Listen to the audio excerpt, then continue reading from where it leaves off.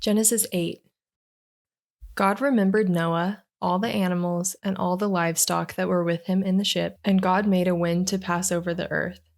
The waters subsided. The deep's fountains and the sky's windows were also stopped, and the rain from the sky was restrained. The waters continually receded from the earth. After the end of 150 days, the waters receded. The ship rested in the 7th month, on the 17th day of the month, on Ararat's mountains. The waters receded continually until the 10th month. In the 10th month, on the 1st day of the month, the tops of the mountains were visible. At the end of 40 days, Noah opened the window of the ship which he had made, and he sent out a raven. It went back and forth until the waters were dried up from the earth. He himself sent out a dove to see if the waters were abated from the surface of the ground, but the dove found no place to rest her foot, and she returned into the ship to him, for the waters were on the surface of the whole earth.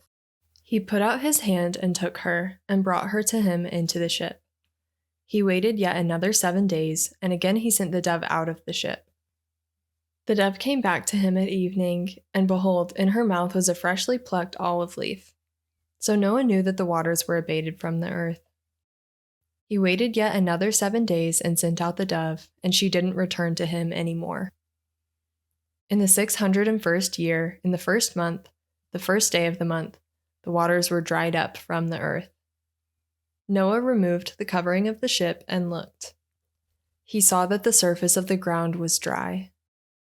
In the 2nd month, on the 27th day of the month, the earth was dry. God spoke to Noah, saying, "Go out of the ship, you, your wife, your sons, and your sons' wives with you.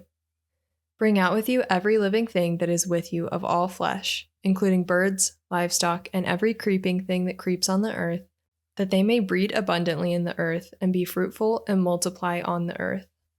Noah went out with his sons, his wife, and his sons' wives with him.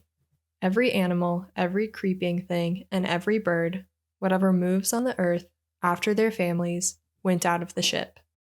Noah built an altar to the Lord, and took of every clean animal and of every clean bird, and offered burnt offerings on the altar. The Lord smelled the pleasant aroma. The Lord said in his heart, "I will not again curse the ground any more for man's sake, because the imagination of man's heart is evil from his youth. I will never again strike every living thing as I have done.